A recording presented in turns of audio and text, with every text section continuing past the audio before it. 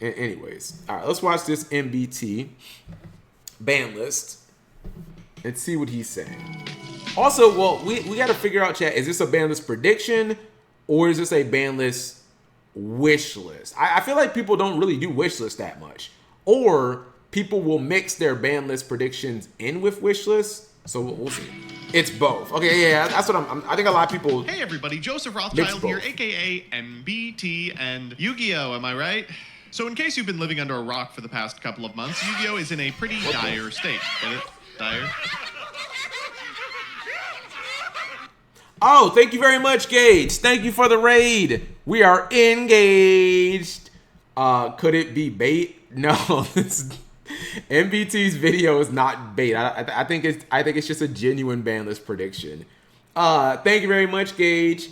Howdy to all the Gage people. We are we are engaged in watching this MBT video.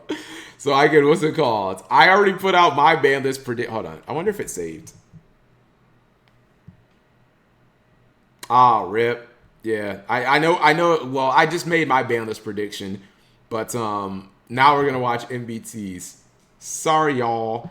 I hope y'all like ban list. A fellow howdy. Thank you, Gage. I appreciate that. Gaga, hi to all you guys too. Where's your Spy Fox? You know why I don't have a beard. Be quiet. Dire is because I mean, I kind of do, but I definitely currently won't faces some compounding crises, from the pro player discussion of absolutely middling prize support, which has not changed at all. We're getting another verse. To the casual player conversation of being priced out of one of the most interesting and adaptable engines in modern memory in Fiendsmith. Is Fiendsmith interesting and it's definitely adaptable.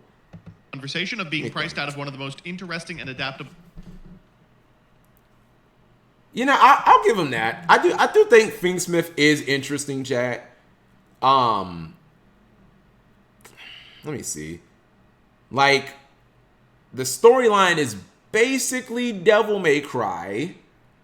The artwork of the card is really cool, like Fiendsmith Engraver and pretty much all the cards.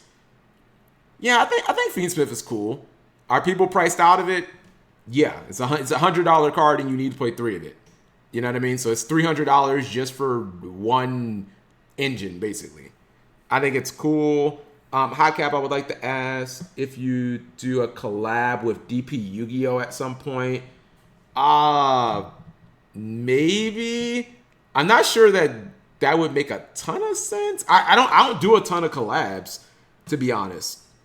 Like, and that's not anything against any other Yu-Gi tuber, but I am like as solo as it gets for the most part. No, I'm not shading anyone. It's like I don't really do collabs with pretty much anyone, chat, because the style of content that I do, whether it's what I'm doing now, the history videos, the shitty replay arc, like it really doesn't lend itself to collaborations. You know what I mean? Collaborations are usually like, okay, I think the best collab Yu-Gi tubing project was Magical Hats. You know what I mean? Something like that. But I don't have a series like that. Now, if I was asked like, hey, Cap, would you like to do an episode of Magical Hats? Absolutely. You know what I mean? But like, I don't have a series like Magical Hats. You know, and I like DP Yu-Gi-Oh! Most of its content is card reviews. You know, like that's not super collaborative either. Other than just asking someone there, what's it called? Magical Blacks. Okay. Grinder collab.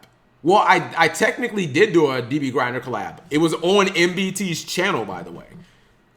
Which was, I mean, you guys saw it live. The original rendition of that, chat, that was what's the name of that series?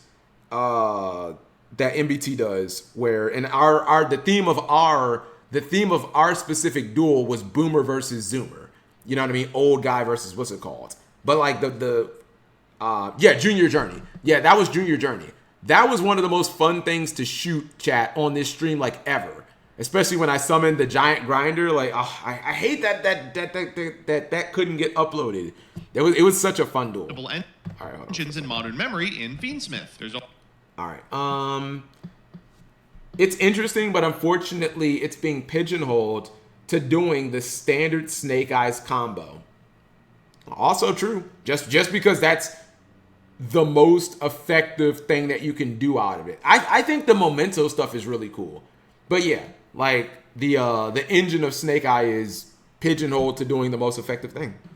All right, let's go. Which has not changed at all. We're getting another verse. To the casual player conversation of being priced out of one of the most interesting and adaptable engines in modern memory in Fiendsmith. There's all this cool stuff it does, if you're willing to take out a reverse mortgage to afford it. But the issue that all parts of the Yu-Gi-Oh community can currently coalesce around is the ban list, or lack of a ban list. Like COVID-19, ban list fever had become endemic the couple of weeks before the NAWCQ, so much so that Yu-Gi-Oh had to come out and say, no, there was not going to be a pre-Nats list. Instead, it was going to be released at the end of August, which is now. So where is it?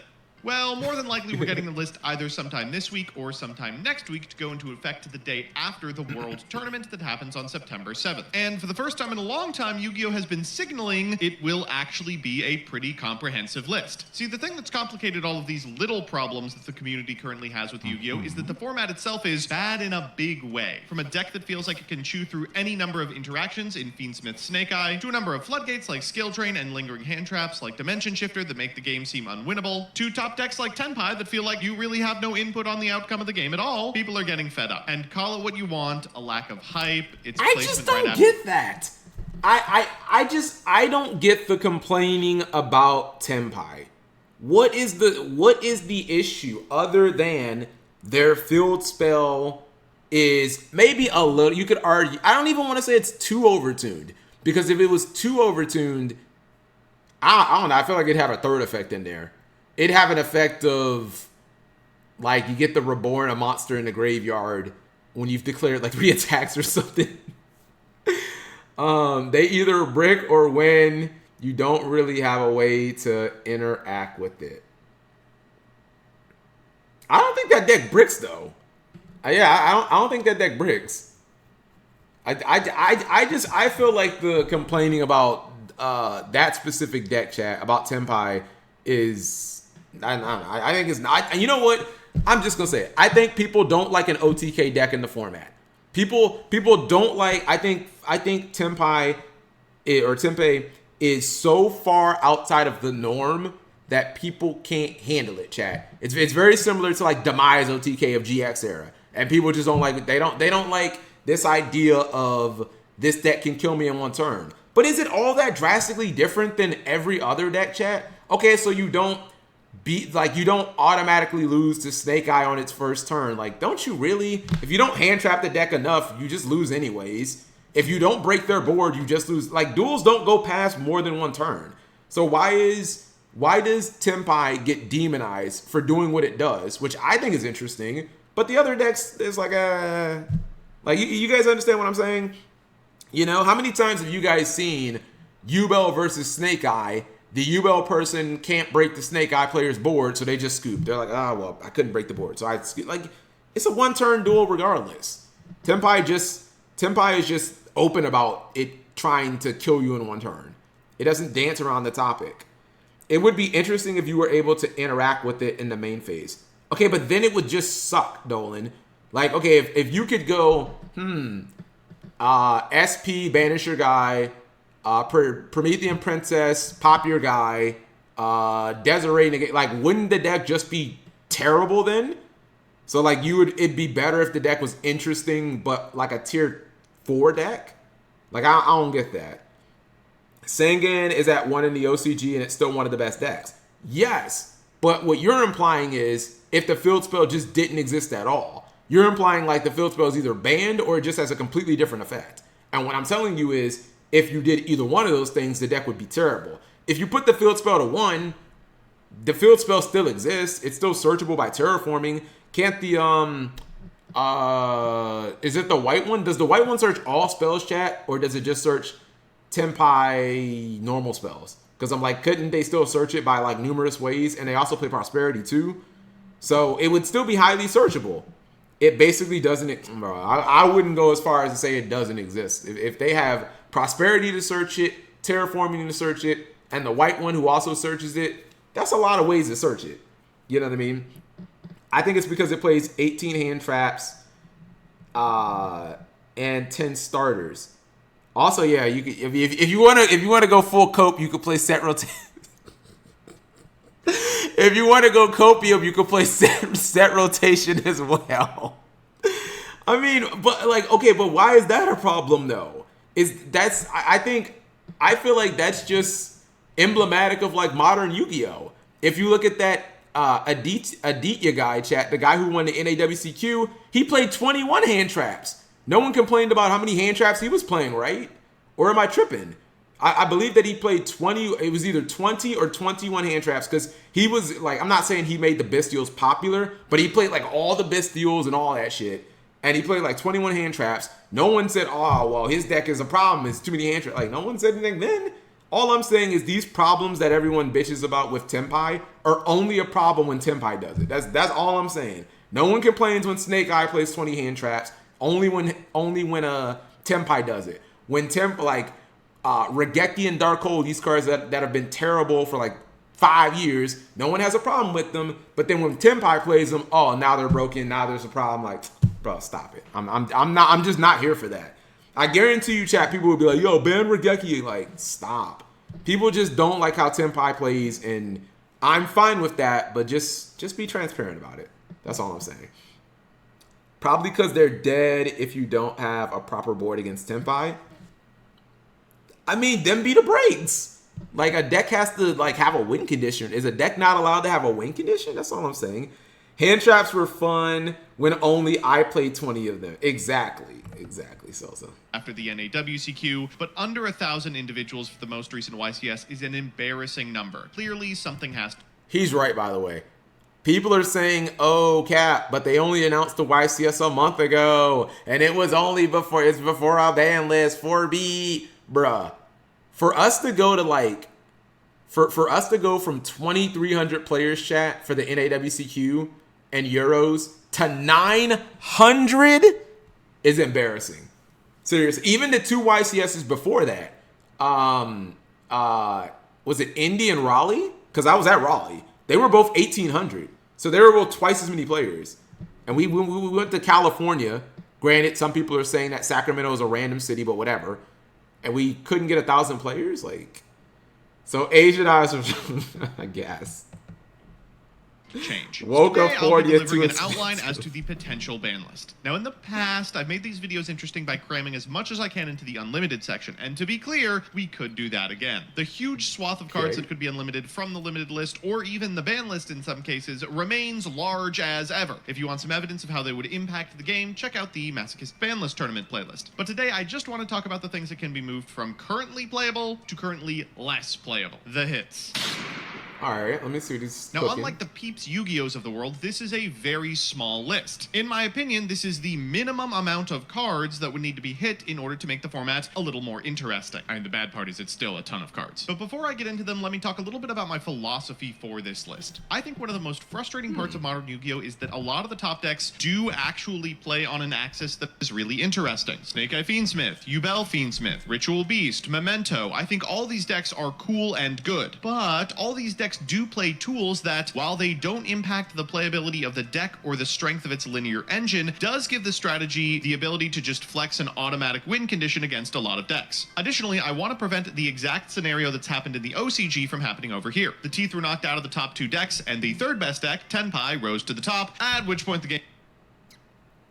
I don't know if I fully agree with that. Tenpai was already like pretty good in the OCG, and it also got hit.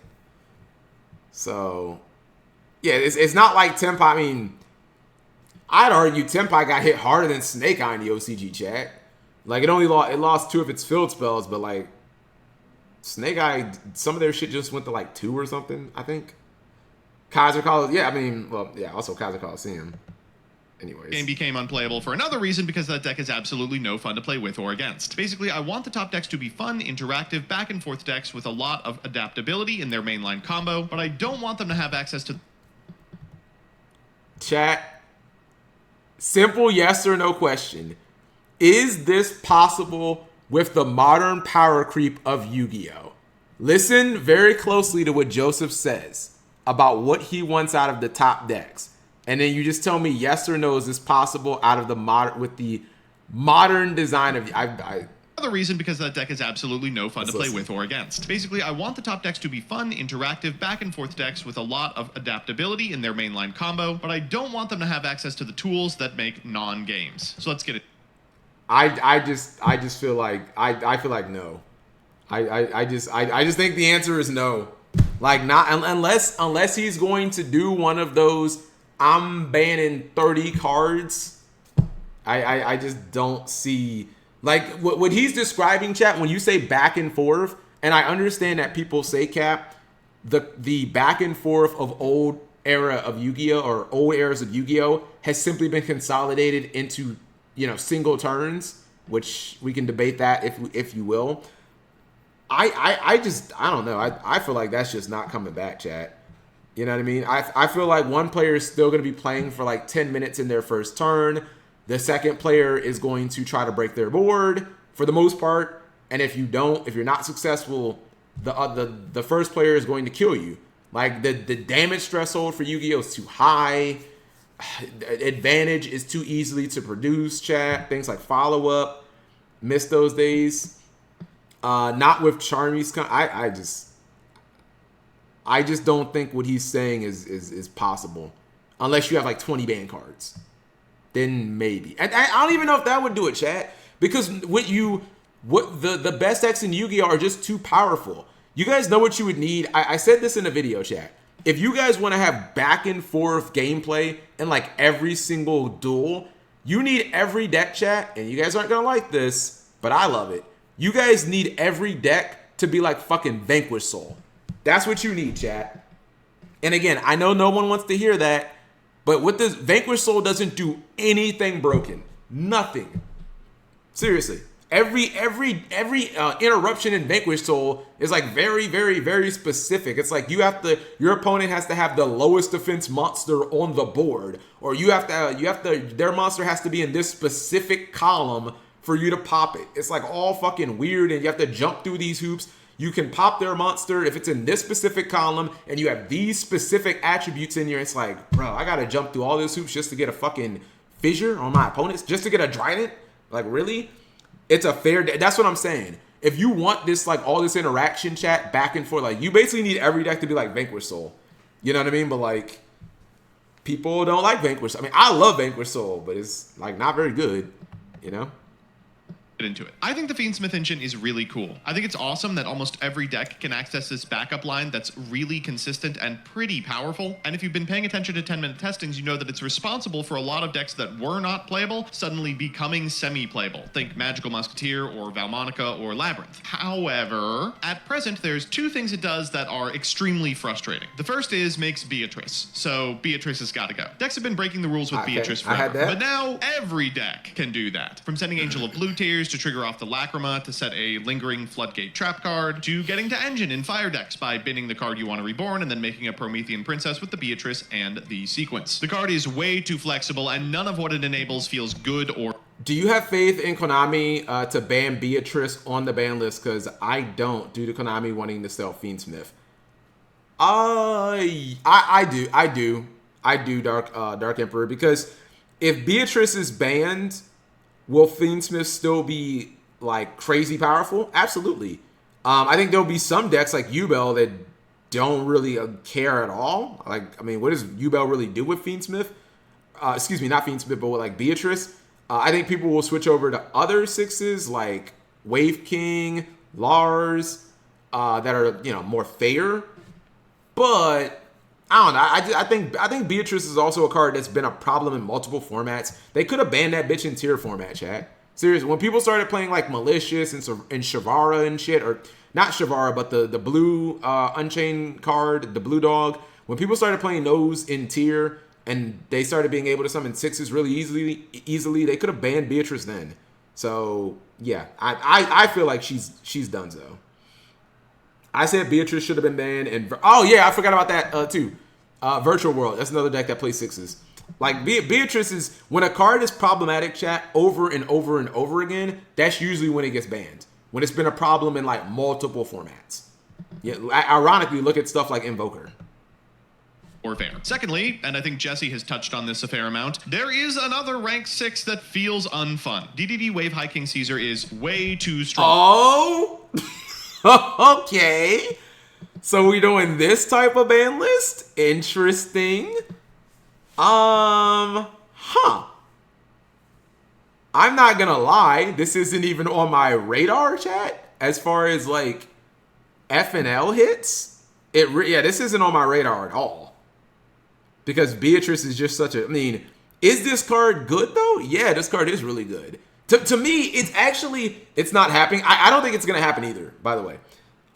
I still think it's kind of crazy that people have just completely neglected this. This card is crazy. It's your nib counter. Yeah, I do think Caesar is, like, crazy. The reason that it's not on my radar is because nobody's playing. Like, no one's summoning it. Everyone's going for Beatrice. And I'm like, bro, y'all just don't like playing around Nibiru? I understand that, you can make Appaloosa, but usually by the time you Oppo, you can get nibbed. Extra deck space is tight. I guess that's it, but like I've always thought this card is pretty wicked, chat. I remember when this card was in the Unchained deck, and it was pretty strong there too. But I do not see this happening. If this did happen, would I be okay with it? Yeah, probably. Because then Oppo would basically be your only way to play around Nib. Unless you have some other Omni Negates that I don't know about. For the minimal amount of investment that you put into it. 2 special summon negates is functionally 2 negates at this point in Yu-Gi-Oh's history, and unlike similar cards where a significant amount of negates are concentrated into one body, like Appaloosa, there's almost no counterplay in terms of going to the battle phase because he's got a billion attack. He does feel like a card you just have to answer or you die immediately, and it's frustrating to think that every single deck just can play him. There's other cool stuff in the rank 6 pool that you theoretically could play. I think this is the vampire that like snatch steals a card, chat. I think it's a quick effect. I still think Evolves or Lars is the coolest. But all of it feels way less powerful and way it's less a Book of Moon? Okay, That's my all bad. I think Right. needs to be done in the Fiendsmith engine. I don't think like Lurie needs to be banned or anything like that. And I think the inclusion of these cards is a net good, even though they have mostly been used for evil at present. Let's talk about the deck in which they've most been used, Snake Eye. We gotta do something. I've got 3 hits that I think make really good conceptual sense for this. He said 3 hits, chat. 3 hits. If you were gonna ban Flameburge, you wouldn't need 2 other hits, would you, chat? So I feel like he's not going to ban Flameburge. Now, my hits were what? My hits were Poplar, Ash, and the Wanted poster all to 1. Which is kind of stupid, but, it's not my wish list. It's my prediction list. So. This deck. Firstly, I think Snake Eye Ash should be banned. A lot of people have been dancing around. Okay. Around this, talking about potentially a limit to prevent them from getting to additional copies. I think its time has come. Snake Eye Ash is everything for the deck. It's of course full combo on its own, normal summon it, grab a Poplar. It's a mechanism by which on your opponent's turn you can guarantee follow-up by getting it off with Flameburge and then adding another Snake Eye Ash to your hand. And it means that functionally the deck doesn't have any really good choke points. Of course, people like to fire an Ash Blossom on the activation of the Snake Eye Ash, but if you can weave Oak into your lines, well, they can still get to a copy of Flameburge Dragon. Now, notably, I don't think this is sufficient to kill Snake Eyes. Poplar on its own is sort of full combo, and you'd probably go up on Snake Eye Oak if only to get monsters in the graveyard that can be reborn off Flameburge and find the Flameburge originally. It just means that suddenly Oak becomes this really valuable piece of real estate, and popping it or negating its effect to summon really matters. Secondly, I think we gotta limit Diabellstar. I'm not a huge fan of how Master Duel has dealt with this deck. I think the one...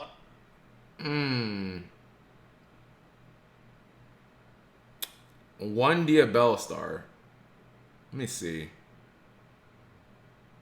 I don't know. This card is crazy, chat, because, people a lot of times just send stuff from their field. But if you still had, 3 Wanteds, I don't know. I have a bigger problem with Wanted, chat, than Diabellstar. I think it's because the draw, and also because it's a quick play, which I don't like. You activate something like Droll, they just chain it, you know what I mean? They can activate it in the draw phase. Standby phase.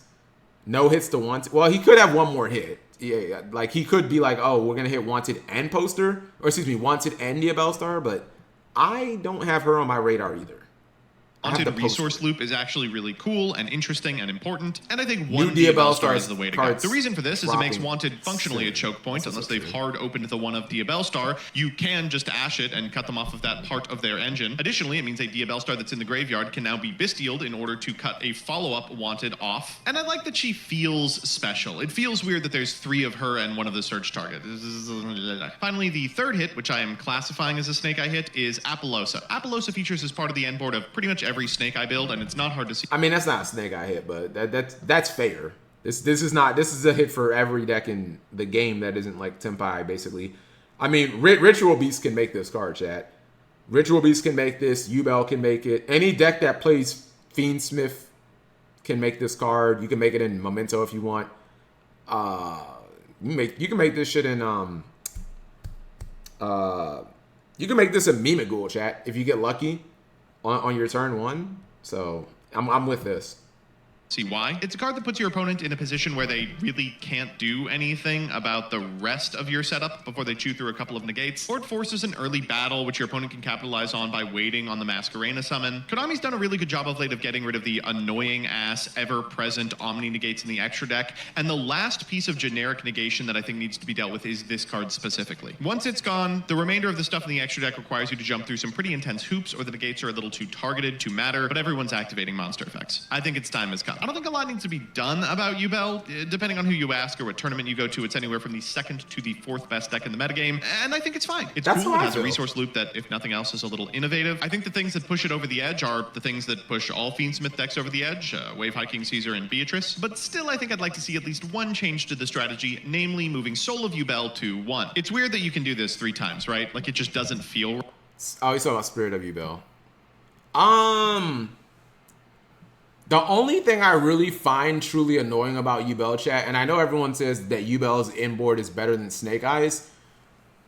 The way that this deck, chat, can insulate itself through hand traps before really even trying to play with the Fusion Phantom, that's kind of crazy. Like, forget about, Apollousas and stuff. Like, this deck doesn't need any Apollousa to play around Nib or to play around any hand traps. They just have a card that you're basically not stopping unless you have like Gamma or something like that. The new Fusion didn't just... Oh no, I'm not implying that it will be hit. I'm just... Wait. He's saying Phantom of Yubel should get hit? Because yeah, I'm looking at... If he's saying Phantom should get hit, then that's different. He put Spirit of Yubel on the... What's it called? On the screen, so... Right. I think the singular... He says it in the comments. I say Soul of Yubel, I mean Phantom of Yubel. Just pretend Spirit of... Okay, hold on. Now I gotta listen to what he's saying. The 4th best deck in the metagame, and I think it's fine. It's cool. It has a resource loop that, if nothing else, is a little innovative. I think the things that push it over the edge are the things that push all... Phantom's not once per turn? None of the Yubel cards are once per turn, are they? Phantom's not... I feel like Spirit Phantom is... I mean, obviously the old cards are from GX. Only one effect change. Yeah, but that don't usually need multiples. Decks over the edge, Wave Hiking Caesar and Beatrice. But still, I think I'd like to see at least one change to the strategy, namely moving Soul of Yubel to 1. It's weird that you can do this 3 times, right? Like, it just doesn't feel right. I think the singular copy should feel special and not like an afterthought to churn away stuff from the graveyard back into the deck at the end of your turn. Let's talk about Tenpai. Tenpai is a really frustrating deck to play around. And it's also really... You know what, chat? I think Joseph just kind of sold me on that, on the Phantom of Yubel hit the 1. Because he's kind of right. Like, you see, what's kind of annoying, chat, is when you see someone make like an early Phantom, and then they make like a second one, and they use the first one to like combo, or they make a first one, and then they make Apollousa, and then it's like, what's the point of this card supposed to be? Is it supposed to just be a throwaway card? I thought it was supposed to be like a powerhouse that changes one of your opponent's disruptions, but it's like, it does that, but then it's also something that I use to link climb and to do the other stuff. So it's like, it's like he's kind of right. You know what I mean? Like, if it was just limited, it would still be as powerful as it was, but you also couldn't like cycle through two of them in a turn. You know, you hear a lot of people say like, oh, the right number of Phantom is actually 3 because you'll burn through 2 of them in a turn. Then you want to make sure it's like, yeah, it kind of makes sense. Really frustrating deck to ban around. Like, all the cards just came out. That said, there's a couple of outliers that I think they can easily hit. The first of which is Sangen Summon. I was gonna say, here comes the shifter hit. Here comes the shifter band. Which I would like banned. I just hate these field spells. So you just want to make the deck unplayable. You just want to make the deck unplayable. Ban the field spell. All right, now the deck's just actually the deck's actually unplayable. Unless you're putting Kaiser Coliseum to like 3 or so. This deck's unplayable now. How is it called? This isn't even the word. Can I just ask a question, chat? How are you supposed to, like, this deck willingly chooses to go second into fields of fucking Appaloosas and Desirees and Promethean Princesses and IPs and all this bullshit we have. This is the one deck in Yu-Gi-Oh! That willingly is like, I'll go second, which makes no sense to me. And we're banning its only card that allows it to do that. This deck is actually unplayable now. All the cool things you guys think this deck does, all that shit's getting stopped. No, I mean, Joseph bans another... Joseph bans another card that's stupid. Oh, well then I would just assume he bans the Gimmick Puppet. The Gimmick Puppet field spell is like the same. It's literally the same card, but better.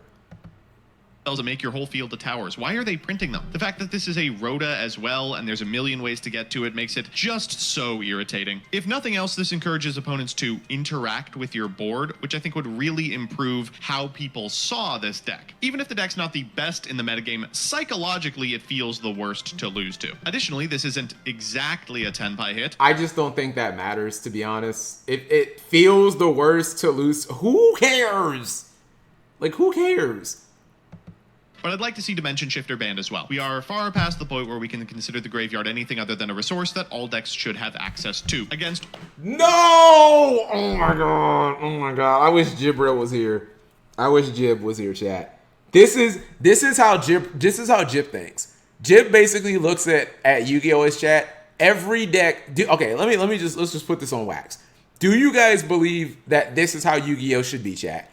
Every deck should be able to just functionally abuse the graveyard. Because you cannot tell me that decks like Salamangreat and Tearlament, like these decks just don't abuse they don't use the graveyard they don't use the graveyard like 10 times in a turn. That is basically how like people like Jib describe the game. Is they're like, oh, we're to a point of no return. Every deck should just be able to use the graveyard 50 times. Memento's like another one of those, by the way. Memento might not summon all of its shit back from the graveyard, but everything triggers when it hits the graveyard. Like, every deck should just be like that, chat. That's one of the reasons why I thought Kashtira was actually a cool design and archetype. Kashtira didn't need to like, oh, Fenrir hits the graveyard, triggers. Unicorn hits the graveyard, triggers. Like, Kashtira's like, nope, we don't do anything with the graveyard at all. We just lock out zones and banish shit. It's like, oh, this is kind of cool. I'm the only person. I'm the only person who thought Kashtira was cool. Seriously, I'm the only person who likes like Kashtira as an archetype. Flu. I didn't want to mention Flu because anytime you mention Flu, people just say, oh, floodgate deck. It's shifter deck, it's statue deck, it's feather storm deck. Like you can't bring up Flu because people just say floodgate deck. It's like you just can't. Birth. Cap, what's it called? Cap G, keep the boomer agenda alive. How is it boomer agenda though? People just want the graveyard to run wild. And all I'm saying is why? Why do we just have to accept that every deck gets to summon or activate 15 cards in the graveyard every single turn? Why? Shifter is literally the only card in Yu-Gi-Oh! That is stopping that. Does the card have downsides? Absolutely. It's basically useless if you draw it any time outside of the first turn.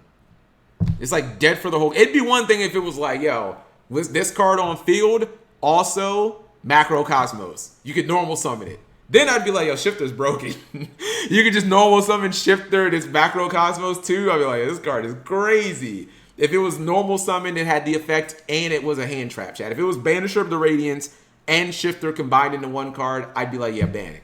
But the card has drawbacks. I've seen so many people lose because they didn't chat. Hold up. Didn't the guy at YCS Sacramento literally lose his second duel against Jesse Cotton because he top decked Shifter? Wasn't that his dead draw? I'm pretty sure if you watch the YCS Sacramento finals, the guy's dead draw, because he was way back in advantage anyways. But his top deck was Shifter. It's like, yeah, cool card. That's only useful one turn of the game. Now, granted, Yu-Gi-Oh's a one turn game, but still. I'm not here for this Shifter hate, chat. Fuck that. Anyways. Everyone lost against Jesse Cotton. That's not the point, though. The point is the downside of Shifter that people ignore directly led to him losing. People just ignore the downside of Shifter because they only see the banish part of it. That's all I'm saying. A stack. Even if the deck's not the best in the metagame, psychologically it feels the worst to lose to. Additionally, this isn't exactly a Tenpai hit, but I'd like to see Dimension Shifter banned as well. We are far past the point where we can consider the graveyard anything other than a resource that all decks should have access to. Against almost every strategy, Dimension Shifter functionally reads win the game, and a lot of the counterplay to Dimension Shifter, especially in decks like Snake Eye, involves making Appaloosa and hoping for the best, so if we're hitting that card, we probably have to hit the card that it is being made against. Let's do some odds and ends. Firstly, I'm so sorry to Ritual Beast. I know I just took Dimension Shifter from you, but I have to take another card. That is Arc Nemesis Protoss. I don't know why they unbanned this card. This deck is unplayable now, chat. Do you know why Ritual Beast is unplayable now? Because if you have a Nib, if you have this card called Nibiru the Primal Being, which already FTKs it. Did people not realize that, chat? Ritual Beasts get FTK'd by Nib. Like if you watch the European Championship, Game 2, I believe, in the finals, Nib FTK'd the guy. Keep Protoss ban. I mean, whatever. We just can't have fun. We just can't have fun in Yu-Gi-Oh! Like, seriously. What is functionally the difference between Ritual Beasts and Heroes? I feel like they're the same deck minus Shifter. I mean, I guess you get Protoss, which is powerful, but I don't think this deck's that good, to be honest. How is Protoss fun?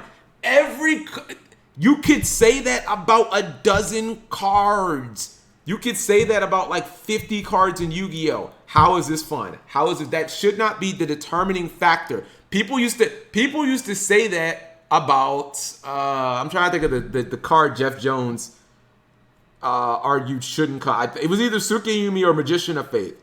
And he was like, why should we bring it back? It could be problematic. And nobody played it. Fun equals help me win because I'm bad. Fun is subjective going down. So I guess that would be my point. Fun is a highly subjective variable.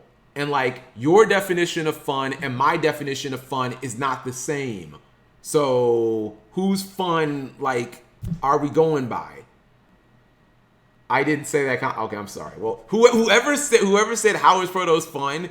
Fun is very subjective, chat. Like I'm gonna tell you guys. I find Pacifist to be very fun. You just have a field spell, and it basically plays the game for you, and you just search trap cards, and you just play with trap cards. There's like no monsters at all. I don't have to worry about like my opponent using anything. Like hand traps don't really affect the deck. That's my definition of fun. But most people would be like, Cap, that's boring. I want a combo. Like, I don't want a combo, though. I don't want to like just play for 10 minutes and search my deck 10 times. That's not fun for me. You know what I mean? Like, fun is very subjective, chat. That's all I'm saying. What's wrong with flipping chat? There's a lot of people. Chat, I'll ask you guys. Are trap cards boring? Just be honest. I'm not judging you. Are trap cards boring, chat?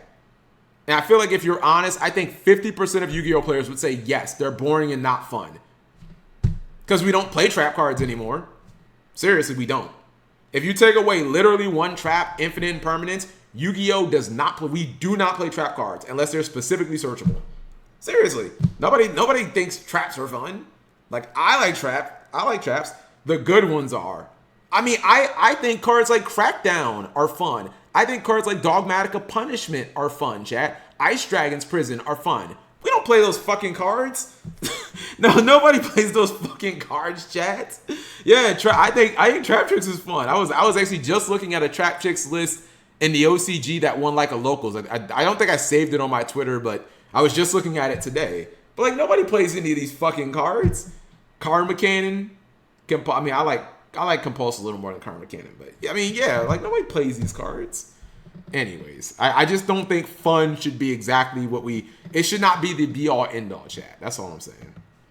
It's super. Because you know what? I can give you a card that objectively is very fun, and I guarantee you all want it banned, chat. Fairy Tale Snow. Fairy Tale Snow is a hella fun card. You can summon it an unlimited amount of times, but you have to have a loaded graveyard. It also books a monster on summon, and nobody wants that card legal. There you guys go. Yep. It's not a floodgate. It's a single piece of interaction. It can be a combo extender. It can be a defensive card. Fairy Tale Snow has tons of applications. It's a very fun card, and nobody wants the card unbanned. There you go. So forget about this fun aspect of Yu-Gi-Oh! Because Fairy Tale Snow is like one of the most fun cards in Yu-Gi-Oh! I mean, honestly, Cyberstein's a super fun card. Because Cyberstein is basically Tenpai, but in a single card. Well, it used to be. So let's not just use fun as like the only barometer. It's not once per... I was going to say, I don't even think it's once per chain. Forget about once per turn. Yeah, you use that card like 5 times in a chain. Snow can come back. That shit was not... I don't think Snow should come back. Even without grass, is like, bro, you can load the graveyard up way too quickly in Yu-Gi-Oh! You know what I mean? I mean, yes, I think Maxi is fun. I think Maxi is fun. You want a 10-minute combo? Cool. Let me get 30 cards. Let me get 26 cards right quick. You guys aren't gonna draw cards against me because I'm gonna play stun deck. I'm gonna play like fucking Eldritch. You're gonna get like 1 card from me, but I'm gonna get like 50 cards from you. I think that's fun, but a lot of people were like, no, Maxi's not fun. Whatever. Easy to access. It's part of Ritual Beast's like linear game plan now. They make Infernal Flame Banshee, get this Nemesis flag, and just make a Vanity's Ruler. On that note, we should probably hit Arch Nemesis Eschatos as well in order to get out ahead of the next. On the subject of ridiculous bosses that should have never come back, why did Thunder Dragon Colossus return? Get Nemesis Corridor off of Nemesis flag, same deal. Next. We're just hitting cards that nobody plays. Like, why not? Why? This is what happens when you just open this Pandora. Like, who's playing this card? Who's playing this card? Like, there's nobody plays this card. Cool. I would argue that this card is closer to going to like 3 than 0, because Thunder Dragons is unplayed. I think it's terrible. The card's only good in Ritual Beast. Who beat? No, it's just, I don't know. Like, yeah, if you play like Voiceless Voice, Colossus FTKs you because all your deck does is search. Or you're playing Drytron, yeah, you get FTK'd by, I mean, pretty much all Ritual decks, because all Ritual decks do is search. Yeah, you get FTK'd by Colossus. Most decks don't really care about Colossus, chat. You guys ever heard of a card like called Kashtira Fenrir? Summon Fenrir, attack. Goodbye, Colossus. Ritual Beast, Bozos, play bits. Anyways, just let me combo. We banned Sangan Summoning, a spell card that makes the entire field towers, and not the Mansion of Dreadful Dolls, which makes the entire field towers. I appreciate that Gimmick Puppet is playable, but it really sucks that it's an FTK strategy. I'm gonna be honest. I'm actually okay with this being hit, because to me, and I know I just went on a whole spiel about fun, I don't believe FTK decks should exist, because that is literally the definition of like, don't get to play the game. If I go second and you actually just end the game before I get to play a card, like no, I'm done with like FTK. You can hit whatever you want in FTKs, but Tenpai actually like plays the game. They just play a game in a weird way that most people don't like. But this deck just says, if I combo, your life points hit 0, and there will be no more plays after that. There is no next turn. Fun of No. That's not even subjective though. Who considers getting FTK'd fun? That's not subjective. That is a unilaterally agreed. Did I use that right, chat? Unilaterally agreed on point. Like, it's unilateral because everyone agrees on it. It's 100%. When 100% of the people agree on it, BP, there's nothing to debate. That's not even That's not subjective anymore. Is that objective, chat? Is that what it becomes? I don't even think it's objective, because even objective can be debated, right? So why are you prohibiting them from having fun? Because every member of the community has come to the agreement that getting FTK'd is not fun. Every member of the community has not agreed that Shifter needs to be banned, because I am here. But I agree with that. FTK should not exist. Like, go fucking play solid. If you really don't want to interact with your opponent in any way possible, go play solitaire. And do not tell me Tenpai don't interact. The field spell doesn't work in the battle phase, people. Now, if they happen to get the level 10 that also locks out the battle phase, like, oh well, figure it out. You should have figured out how to stop the level 10. I don't fucking know. You know? Literally everyone in the community. Yes! Raise your hand. Press 1 if getting FTK'd is fun. 4B. Like, who is that person? Who's the person who says getting FTK'd is fun? Like, that person doesn't exist. There are some people, chat, who think Shifter is a fun card. Like, I think Shifter can do cool things. You know what I mean? There's not a person who thinks getting FTK'd is fun. That person does not exist. I do not believe that person exists. Lying through y'all teeves. Games go by fast. Gimmick Puppet isn't good. Just because you get FTK'd one, and I don't think it's not Kiba. It's not that bad. One of them did top the NAWCQ, because the dude, I think he beat Sam from Team Samurai. He was like 9-3. He made top 64 for sure. So the deck is the deck like high tier meta? No, but it's not a deck where it's like it doesn't exist. It's not that, like, it didn't completely flop. That's all I'm saying.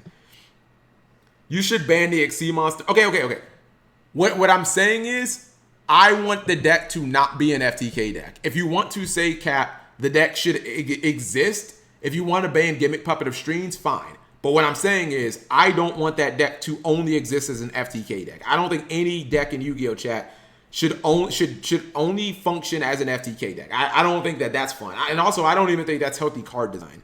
I can't think of another deck where it's like it's designed to mean. I don't think the design was to be FTK. I think that's just how it shook out. But I think, Chad, if Konami designed a deck where you literally just win on turn 1 or lose, I don't think that's fun. Even Tenpai can, what's it called?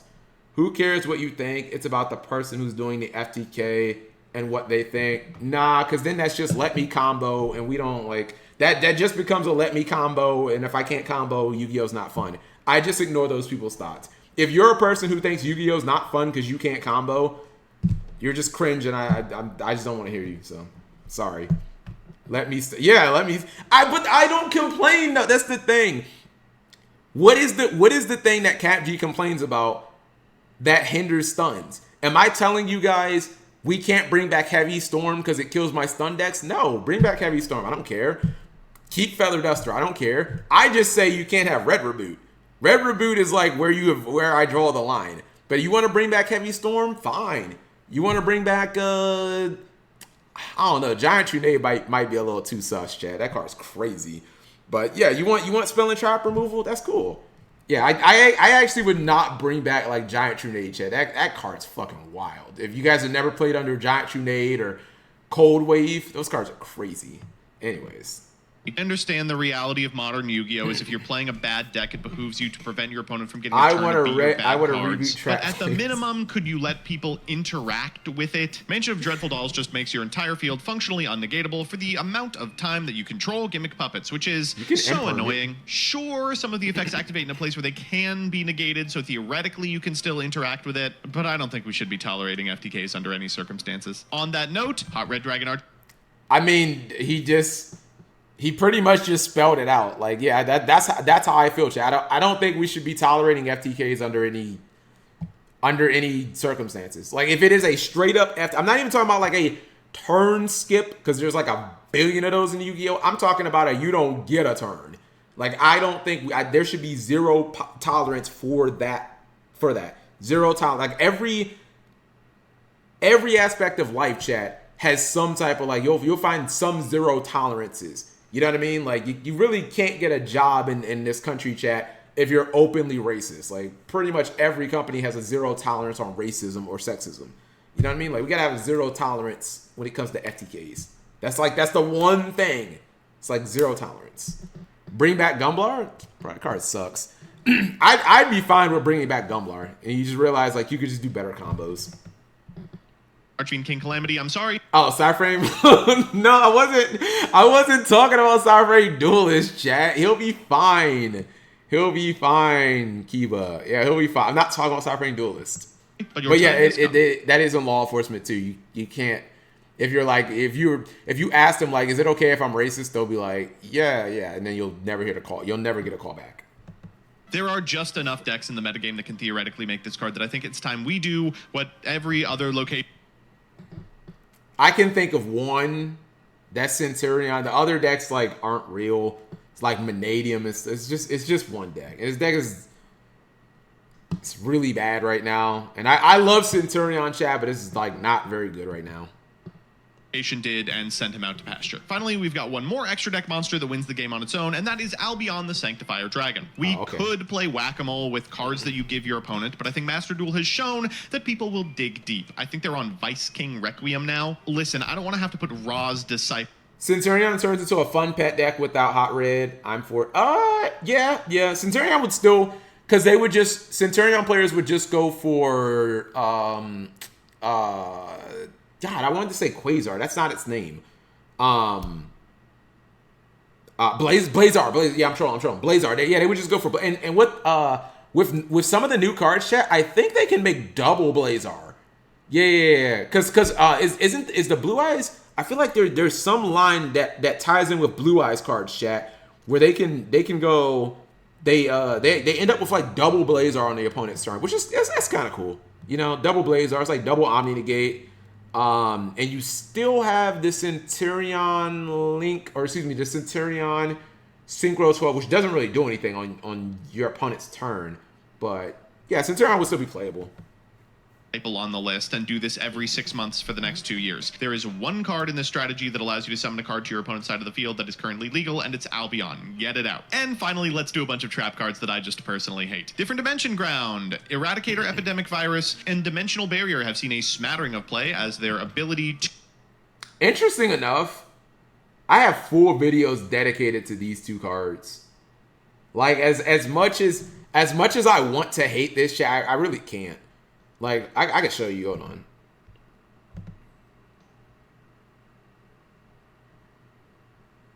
I thought I could show. Oh, wait. Here's the D-Barrier video. Did I already upload the erratic? Oh, no. Here it is. Yeah. I have full videos, like, done, chat. Dedicated to these cards. So, like, I can't even, in good conscience, hate on this. I mean, this one... maybe it's a stretch, but like its popularity has spiked a lot. If you know the history of this card, chat, this card was, oh my god, this card came out in Zodiac format because this is an Invasion Vengeance card, chat. This card was basically a staple when it came out, and you would just call it C because that was the best mechanic in the game between Paleo and between Zodiac. Just call it C, and every deck played it. So yeah, like I can't even hate it, and I don't care. I don't care if this card is being played or not. This card is still broken. EEV escaping ban list since 2007. Why are we shitting on these? Well, I'm not saying everything that MBT has on his list is bad. Like I think you go too far when you hit cards like Shifter that are the only thing keeping the graveyard in check. But I really don't understand, like, D-Barrier even hits bad decks, chat. D-Barrier says a deck, like, purely just can't play at all. If you want to, here's an example. If you want, because I always use Pearly, right? If you want to play freaking Goblin, do you guys want to know why I don't branch out into more of these decks that I kind of find interesting? It's because on some level, chat, I am kind of afraid of just getting hit by this. Like, why play a deck like Goblin Riders if I go second and get D-Barrier, you just lose the game on the spot? It's like, you know what? There's no card that's going to stop Pacifist or that's going to stop a stun deck. But if you get D-Barriered while playing a super obscure deck like Goblin Riders, even though your opponent was siding it for branded, but it just so happens to FTK your deck, you just lose the game. Yeah, Sharks. Sharks was another one. It's like, why play Sharks? If my opponent just happens to side D barrier, you automatically lose the game. Because I was looking into Sharks. I was like, yo, Sharks is kind of popping off in the OCG. But if you get D barrier, you just automatically lose the game. It's like, why do that? Why risk that? I'll just play my stun deck. Fuck that. You know what I mean? So keep DDG. It's literally, I'd be fine with banning all three. I thought he was gonna go full MBT and be like, ban rivalry, ban goes in match, ban TC Boo, ban skill drain. Did he hit skill drain, chat? Hold on, he left skill drain at 3? I just realized that. And okay, I was gonna say, oh my god, press 1 if it's coming, Cap. He's coming for your floodgates. you just haven't gotten to it, because I'm like, wait, he didn't hit skill drain? Okay, so he's gonna, okay, so the point's it's the Twitter point. The point is, Runic is actually super fun and interesting. It's just not interesting when you play floodgates, so ban all the floodgates. All right, for a second I thought that wasn't, I was like, oh, okay, I get to keep skill drain, that's kind of cool. But that's probably coming right after this. To be searched off of Angel of Blue Tears and shut down an opponent's turn Not is wrong. Pretty well known. Sure, we're getting rid of that interaction, but I don't want people to draw these cards anyway. Harpy's Featherstorm is the least fun part of a deck that functionally no one plays anymore. Okay, Jib. Again, people, the Fluunderies hate will just never stop.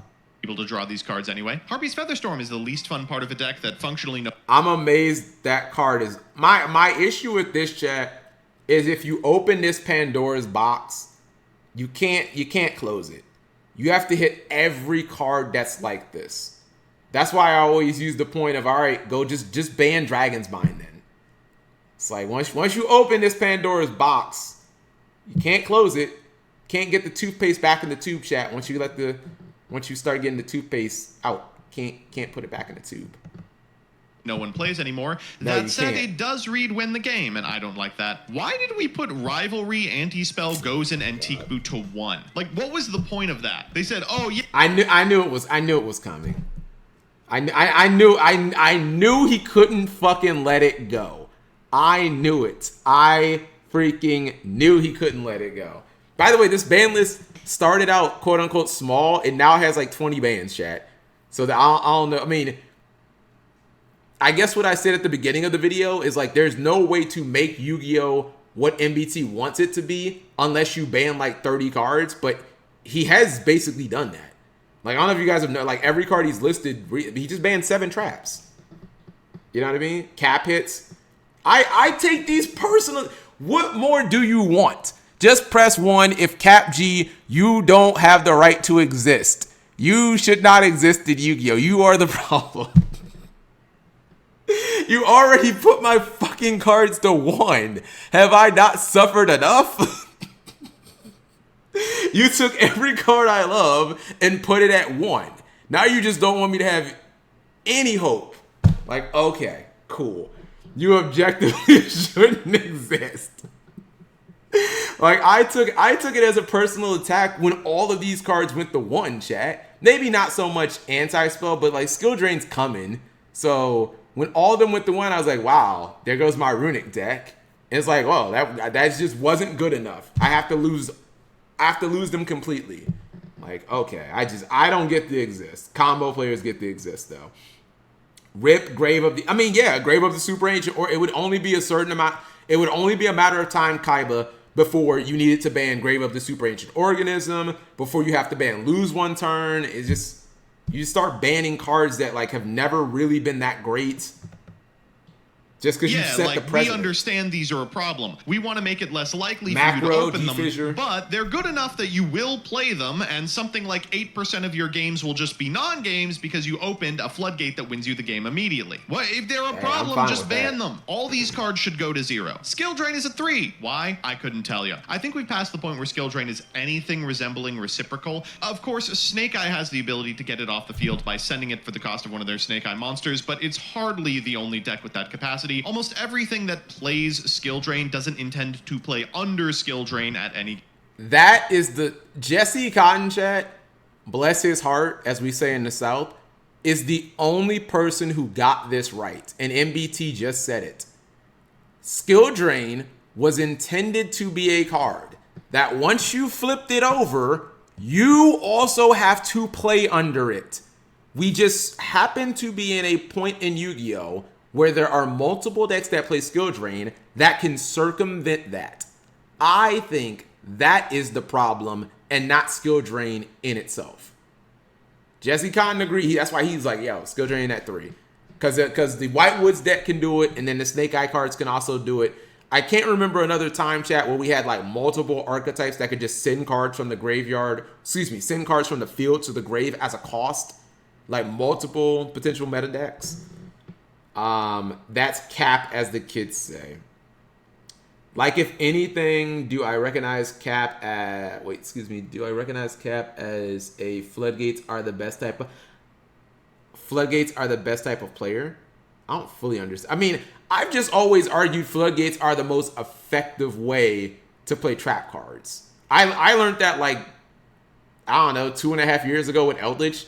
I was just like, yeah, the Floodgates just beat people. Because once you get them up, if your opponent doesn't answer them in like 2 turns, you probably win. But I don't know. It is what it is. So ban the entire Snake Eyes archetype instead of Skill Drain. Yeah, because another shitty combo deck will just take its place. But if you ban my Skill Drain, you're not going to you're not going to print a worse Skill Drain. You're just never going to touch. You're just never going to print another card like Skill Drain again. That's the problem, BP. If you ban Snake Eye, you'll just make another fucking Snake Eye. You'll make another combo deck. They'll just play Yubel, or they'll play Malice, or they'll play some other shitty combo deck in like a month. You're not going to make another card. These Floodgates, chat, they're not making like worse versions of them. They ban them and then they just like, nope, we will never make another card like this again. Lose 1 turn. Oh my God, cards. Oh, you know what? First off, you're wrong, Celsa. Because, as I just said, chat, what would happen if people started playing lose 1 turn in the meta? Do you think people would just be like, well, it's worse Skill Drain, so we're fine with it? Or do you think people would be like, it's a Floodgate, ban it? Because I'm kind of sure we had that with Imperial Order and Anti-Spell Fragrance, right? Anti-Spell Fragrance is literally just Power Sync. Bro, people will want Power Sync banned though, BP.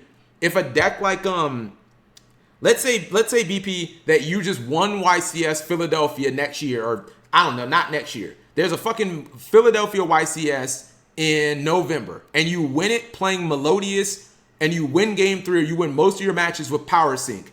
Guess what people will say? People will be like, duh, stupid Floodgate, duh, can't play, only Melodious. Like, they'll be saying, ban Power Sync. They'll just be like, it's Skill Drain. We ban Skill, like, what's it called? Okay, then y'all want the next Snake Eyes to be banned. What's your point? No, my point is there's no, if people deem something to be a Floodgate, they will want it to be banned. I don't want every single combo deck to be banned. I just want Snake Eye because Snake Eye can remove the Skill Drain. You can play other combo decks, but you won't play Skill Drain in them because you won't be able to remove the Skill Drain, if that makes sense. You know what I mean? Like, they did that. Didn't they ban Synchro Zone and Master Duel? If I'm not mistaken, chat. They freaking banned Synchro Zone and Master Duel. Like, that's what this Pandora's box does. And it's not even just Floodgates, chat. You basically just enable for every single card in Yu-Gi-Oh! That has a continuous effect to be banned. Then people are like, ban Fossil Dyna, banned fucking Fire Barrier Statue, banned. We eventually get to the point where it's like, all right, ban Dragon's Bind, press 1 if ban fucking Dragon Capture Jar, because some little 5-year-old is like, that's too OP against my Dragon deck. I can't play my Dragon Maids. Just ban every fucking card with a continuous effect, and ban Jinzo, ban everything. It's like, I don't know. Notice that only Floodgate players use Slippery Slope fallacy. It's not a fallacy, BP. We literally are seeing it in front of our eyes. Did you not just hear Did you not just hear my example of Imperial Order in Anti-Spell Fragrance? Anti-Spell Fragrance is just a worse version of Imperial Order. Do people still want that banned? Yep. Even after IO got banned. Hence, MBT's slide from like 10 seconds ago. It's right there. Ban Gravity, but I'm telling you, they'll want Gravity Bind banned. They'll want Level Limit Area B. Level, I think it's Level Limit Area.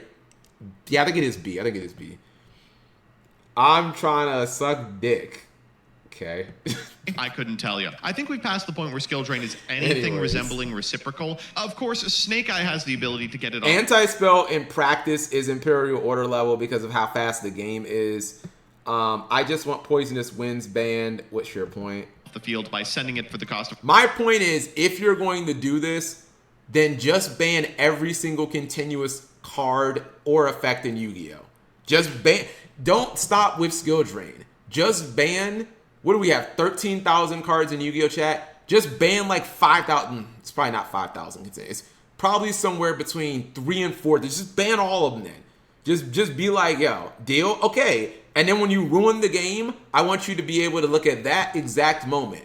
When 85% of people quit, be like, I banned Yu-Gi-Oh! I'm so proud. And what did I do?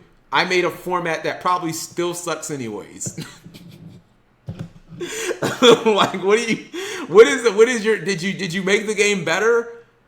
Because, I mean, with MBT, we did this whole thing with the, like, what is it, chat? Set rotation. Set rotation will fix Yu-Gi-Oh, right? And he made an entire set rotation series. Oops, Salamangreat instantly broke your format and it's terrible. Cool. So what was the point?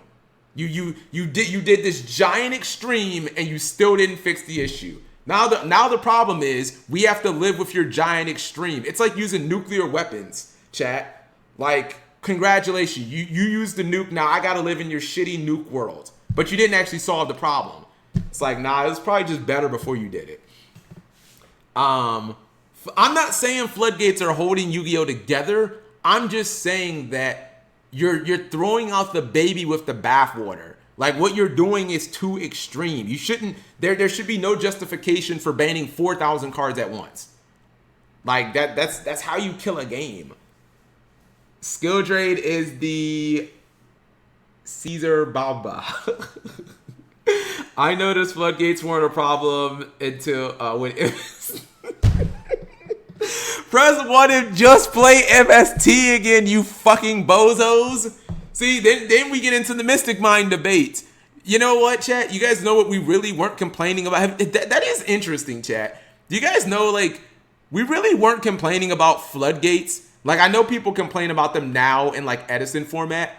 We weren't actually complaining about those in real time, chat. Go back to, like, GX era. You won't hear people complaining about royal oppression, ever.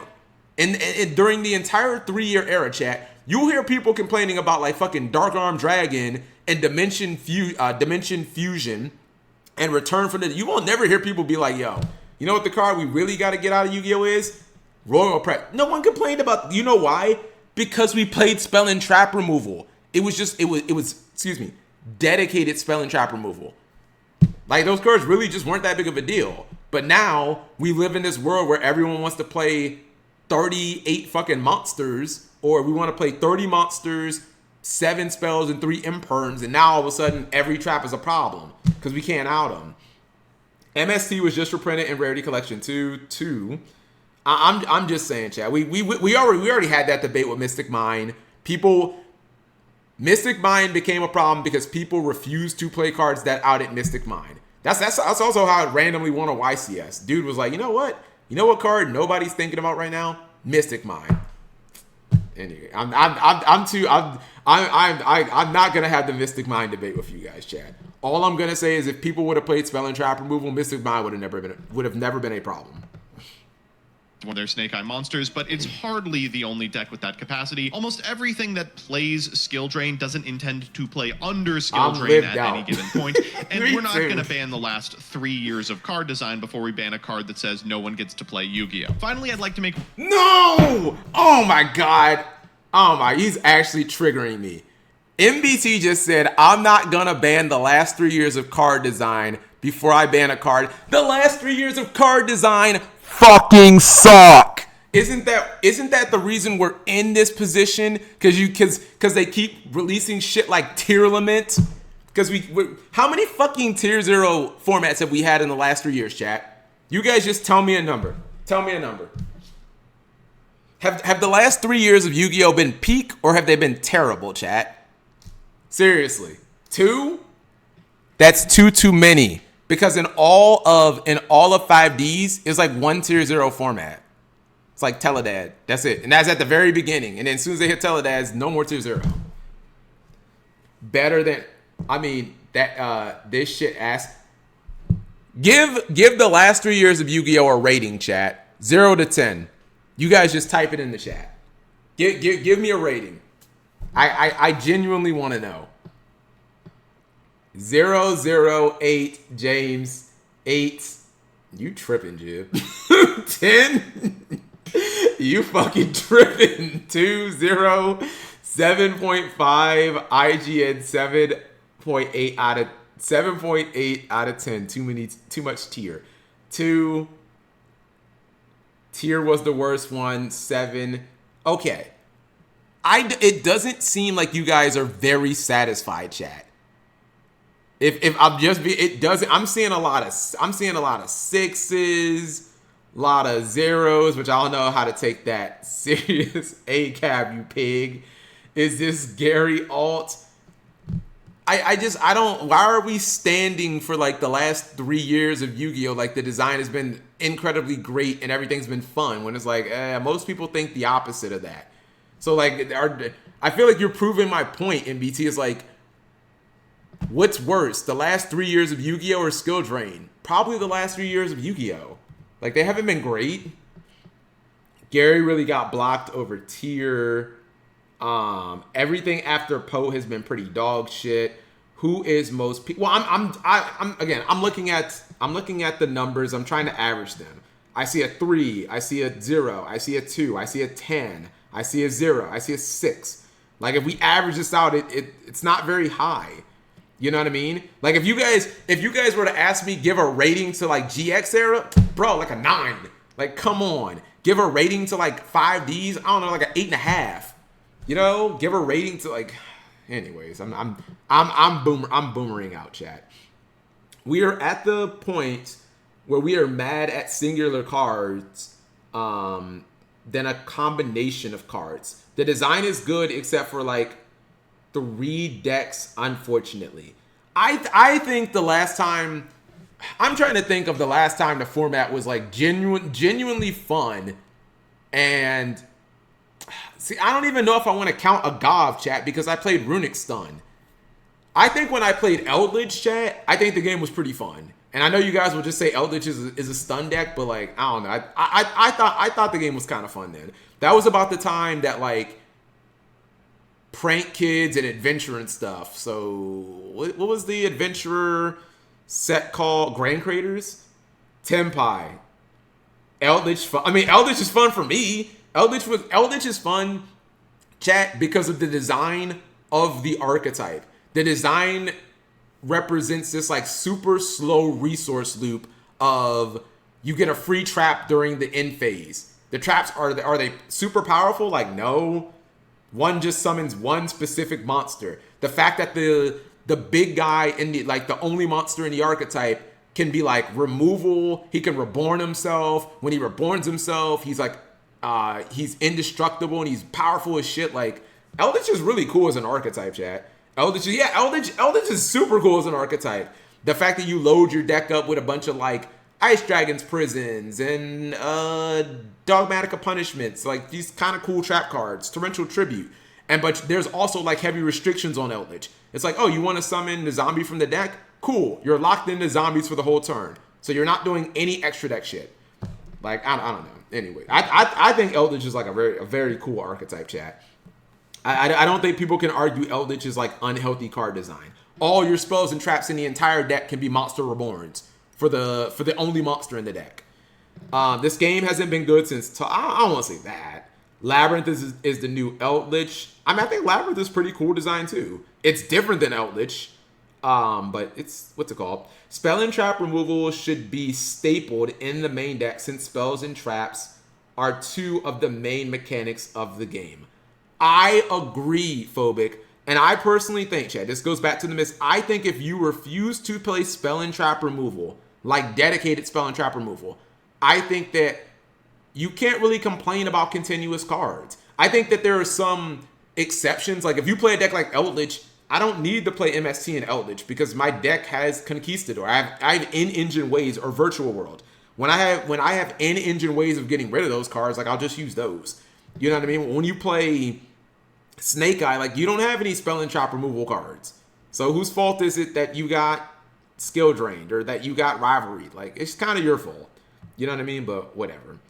How many spell and trap removals should you play in your ideal deck? Okay, I would say, chat.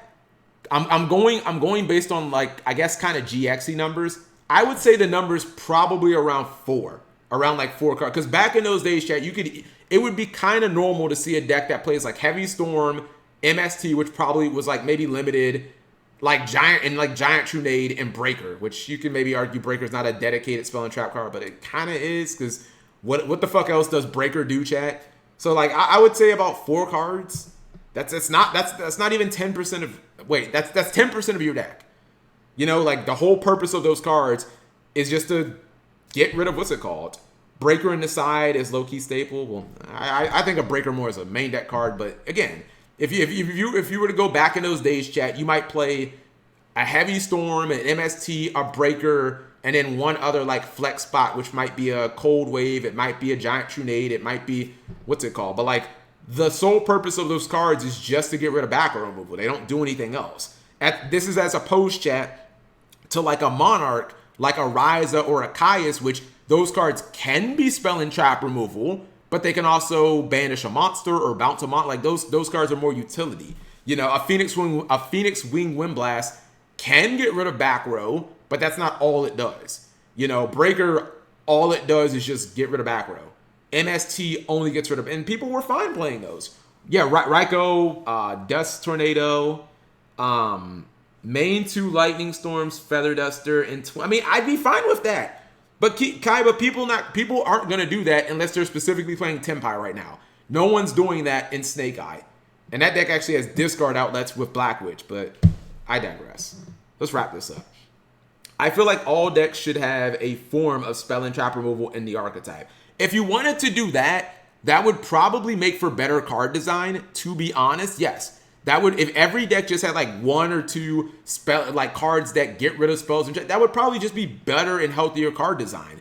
Then you wouldn't necessarily force people to go play these generic forms. They could just play their in-engine cards. But you know, I guess that's a different topic. Wins you the game immediately. What if they're a problem? Just it's ban called them. Nightmare All these Phoenix. cards should go to Susty. 0. Skill drain is a 3. Why? I couldn't tell you. I think we've passed the point where skill drain is anything resembling reciprocal. Of course, Snake Eye has the ability to get it off the field by sending it for the cost of one of their Snake Eye monsters, but it's hardly the only deck with that capacity. Almost everything that plays skill drain doesn't intend to play under skill drain at any given point, and we're not going to ban the last 3 years of card design before we ban a card that says no one gets to play Yu-Gi-Oh! Finally, I'd like to make one more change to the limited section of the ban list, and that is taking a note from Master Duel and moving Pot of Desires, Prosperity, and Extravagance to 1. At present, these 3 cards don't see a ton. So this is like a hot take of mine, chat. I actually think this is a good idea. And I made an entire video about pop cards. It was based on Master Duel, and I was kind of hoping, chat, to like make my video make sense.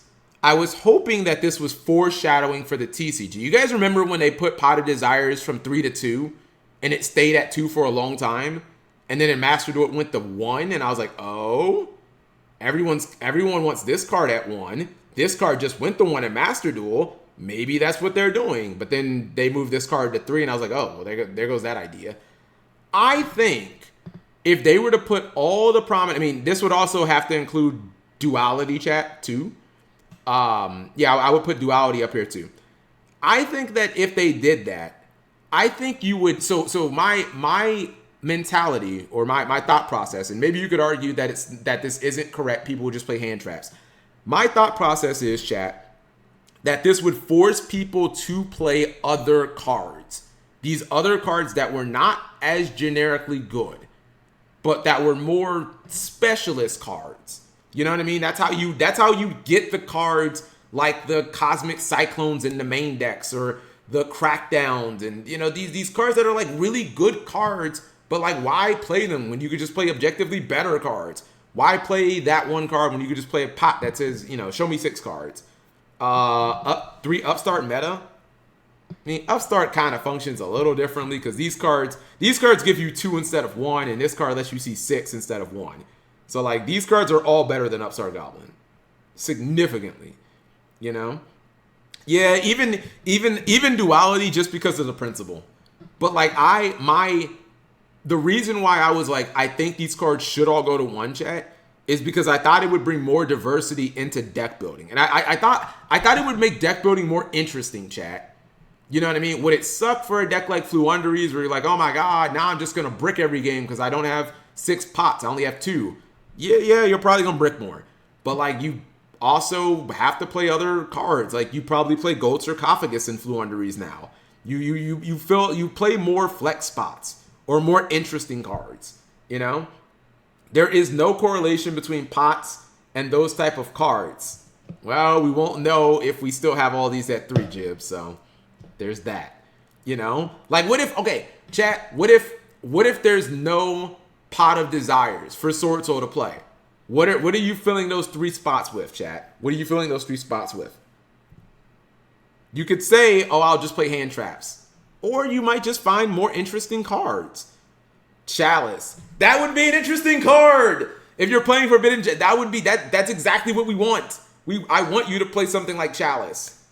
3 Upstart, that's not the same, because you're just not, I mean, in a deck like Sword Soul, that'd be even worse, because now you can't OTK. You can't find lethal. Talents, you're probably already playing that. Why would it be Chalice? Well, it's just something he threw out there. He just threw out Forbidden Chalice, and I'm like, that'd be good. Forbidden Chalice is a good, healthy card that no one complains about. That would be a nice card going second. It's not bad going first. It's like, why not? They play other consistency cards. Like what, though? The whole point of this is to hit the consistency. It's to hit the kind of brain dead consistency. Like, what other consistency card are they not playing, though? You're not adding Sword Soul. What is the search? You're not adding more emergencies. You're already playing that. So like, what is the Upstart is not a consistency card. Upstart is not a consistency card. Atenza. They play Vessel and Heavenly. I think that's fine though. I don't even know if those are consistency cards, to be honest. Breakthrough Skill says Heavenly Knights. I love Breakthrough Skill. You just find other consistency card like Upstart, Small World. I mean, if you're moving to Small World, like, I'm perfectly fine with that. You want to go through all the fucking math that you have to do for Small World? God bless. How is Upstart not a consistency card? I don't know. I don't think it's a consistency, because it doesn't make your deck more I mean, if your argument is going from 40 to 36, because there's also downsides with Upstart. Droll, literally Droll. Droll doesn't make your deck more consistency or more consistent.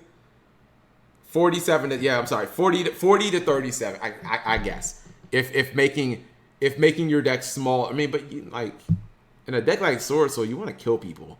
Your burn damage doesn't mean much if you give your opponent 1,000 life points, Chad. No, did I say 30? I'm sorry, 37. If I said 36, my bad.